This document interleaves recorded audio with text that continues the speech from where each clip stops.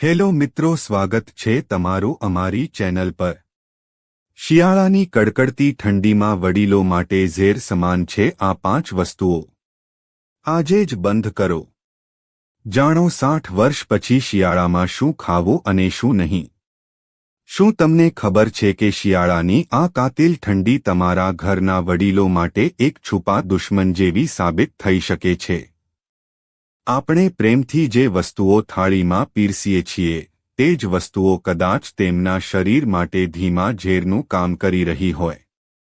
જી હા, તમે બરાબર સાંભળ્યું। શિયાળામાં આપણે અજાણતા જ એવો ખોરાક ખાઈ લઈએ છીએ જે યુવાનો તો પચાવી લે છે, પણ વડીલોના પાચનતંત્ર, હૃદય, કિડની અને લોહીના પરિભ્રમણ પર ગંભીર હુમલો કરે છે। આ એક નાનકડી ભૂલ તમારા ઘરના વડીલોની એનર્જી ખલાસ કરી શકે છે, સાંધાનો દુખાવો વધારી શકે છે અને તેમને આખો શિયાળો હોસ્પિટલના ધક્કા ખાવા મજબૂર કરી શકે છે।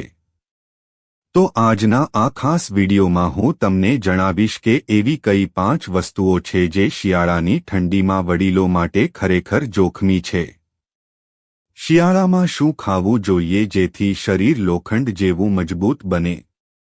અને આયુર્વેદના એવા કયા ચમત્કારી ઉપાયો છે જે તમારી રોગપ્રતિકારક શક્તિને ડબલ કરી દેશે?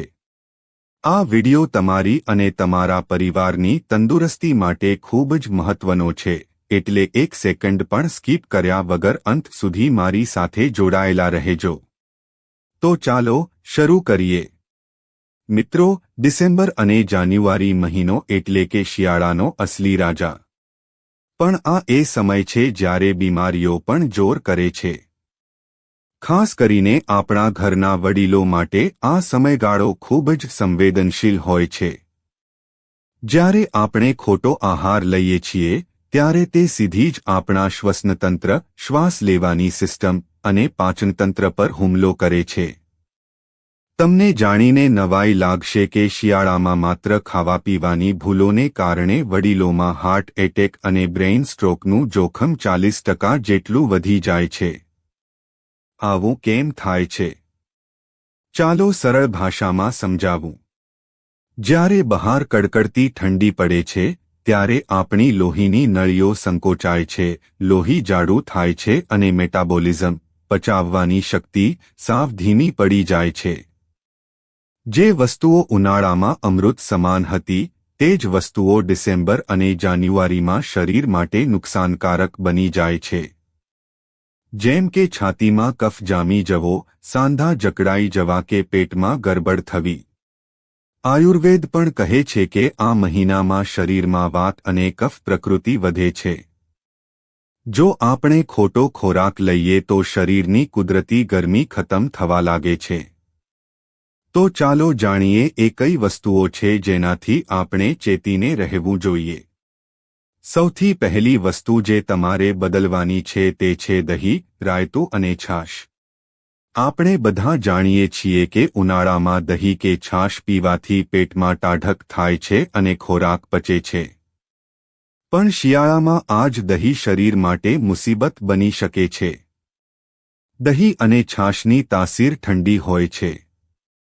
જ્યારે તમે શિયાળામાં તેનું સેવન કરો છો ત્યારે તે શરીરનું અંદરનું તાપમાન ઘટાડી દે છે। પરિણામે શું થાય? શરદી, ઉધરસ, ગળું પકડાઈ જવું અને શ્વાસ લેવામાં તકલીફ પડવી। ખાસ કરીને વડીલોના ફેફસા પહેલાથી જ થોડા નબળા હોય એટલે કફ જામી જવાની અને ઇન્ફેક્શન લાગવાની શક્યતા વધી જાય છે। આના કારણે સાંધાના દુખાવામાં પણ વધારો થાય છે। તો હવે શું કરવું? ગભરાવાની જરૂર નથી। છાશ કે ઠંડા દહીંને બદલે વડીલોને ગરમ હળદરવાળું દૂધ આપી, રાતતાને બદલે ગરમાગરમ વેજીટેબલ સૂપ પીવડાવો। અને જો દહીં ખાવું જ હોય તો બપોરના સમયે તાજું મોડું દહીં લો અને તેમાં ચપટી કાળા મરીનો પાવડર અને સંચળ નાખીને ખા।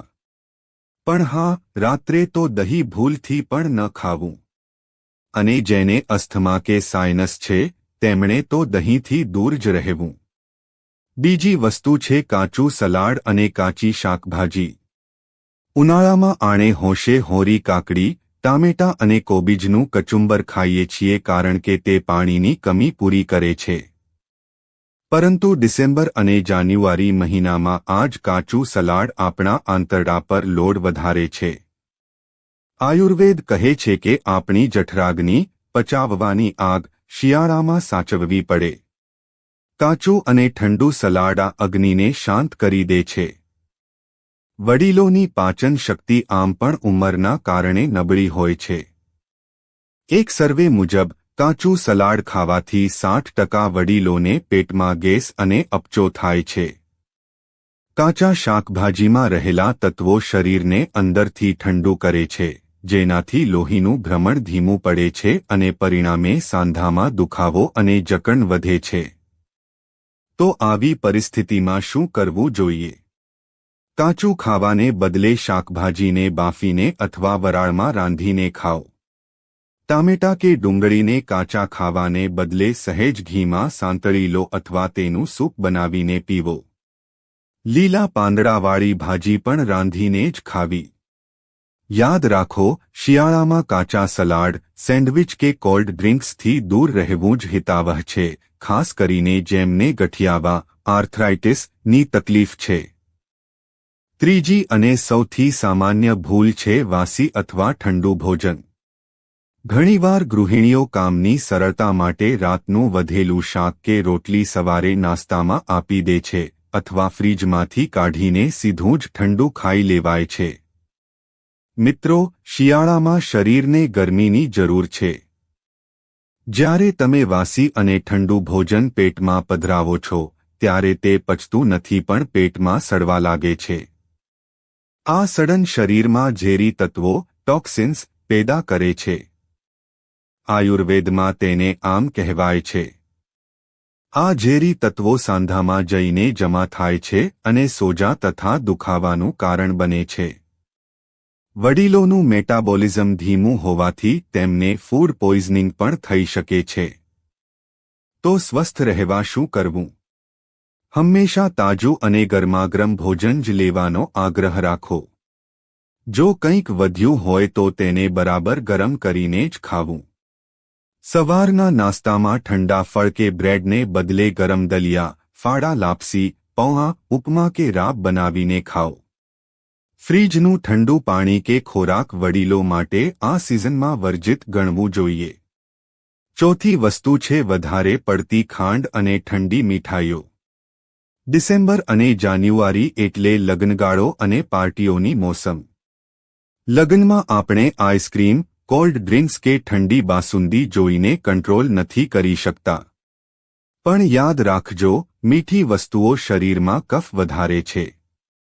અને જો તે મીઠાઈ ઠંડી પણ હોય તો તે દુષ્કાળમાં અધિક માંસ જેવું કામ કરે છે, એટલે કે બેવડું નુકસાન.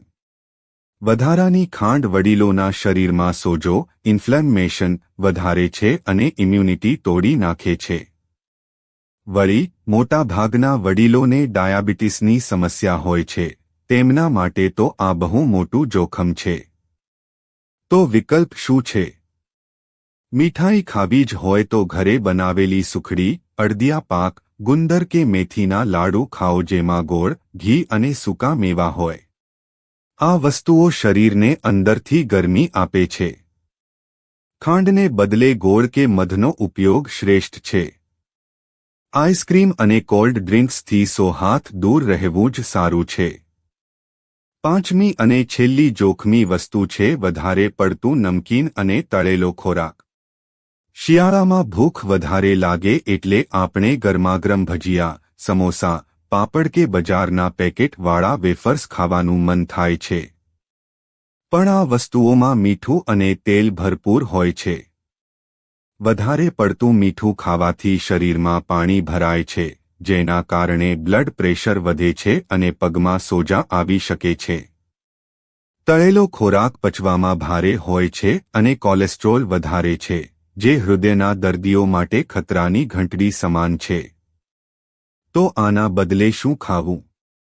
તળેલા નાસ્તાને બદલે શેકેલા મખાના, શેકેલા ચણા કે સિંગદાણા ખાઓ.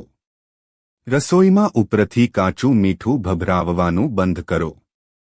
સ્વાદ માટે આદુ, લસણ, તજ અને લવિંગ જેવા મસાલાનો ઉપયોગ કરી જે શરીરને ગરમી આપે છે. પેકેટ ફૂડ તો વડીલોએ બિલકુલ ન ખાવું જોઈએ. તો મિત્રો, આપણે જોયું કે શું ન ખાવું જોઈએ. હવે વાત કરીએ કે શિયાળાને હેલ્ધી બનાવવા કઈ 3 આદતો પાડવી જોઈએ. આ આદતો તમારા ઘરના વડીલોમાં નવો પ્રાણ પૂરી દેશે. નંબર 1. સવારની શરૂઆત. રોજ સવારે ખાલી પેટે 1 ગ્લાસ નવશેકા પાણીમાં અડધું લીંબુ અને 1 ચમચી મધ મિક્સ કરીને પીવો. આ પીણું શરીરના કચરાને બહાર કાઢશે અને પાચનતંત્ર સુધારશે. નંબર 2. કુદરતી વિટામિન. બપોરના સમયે રોજ 10 થી 15 મિનિટ કુમળા તડકામાં બેસવું. સૂર્યપ્રકાશથી મળતું વિટામિન ડી હાડકાં મજબૂત કરશે અને ફેફસાની તાકાત વધારશે. આ દરમિયાન ઊંડા શ્વાસ લેવાની પ્રેક્ટિસ કરો. નંબર 3. રાતનો રામબાણ ઇલાજ. રાત્રે સૂતી વખતે 1 ગ્લાસ નવશેકા પાણીમાં કે દૂધમાં ચપટી હળદર અને થોડું ગાયનું ઘી નાખીને પીવો. આનાથી સાંધામાં ઊંજણ, લ્યુબ્રિકેશન મળશે, દુખાવો ઓછો થશે અને ઊંઘ પણ નાના બાળક જેવી આવશે. તો મિત્રો, આ શિયાળામાં આપણે બસ આટલી નાની નાની બાબતોનું ધ્યાન રાખવાનું છે. ખોટી વસ્તુઓથી પરહેજ અને સાચી વસ્તુઓનો સ્વીકાર. બસ આટલું કરશો તો ડિસેમ્બરની ઠંડી પણ તમને ગરમાવો આપો. ઘરના વડીલો સાથે બેસીને ગરમ અને પૌષ્ટિક ભોજન લો અને ખુશ રહો. યાદ રાખો, જાગૃત હશો તો જ બચી શકશો. તમારા સ્વાસ્થ્યની ચાવી તમારા હાથમાં અને તમારી થાળીમાં છે. તો મિત્રો, આવી જ અવનવી જાણકારી જાણવા માટે અમારી ચેનલને સબસ્ક્રાઇબ કરો.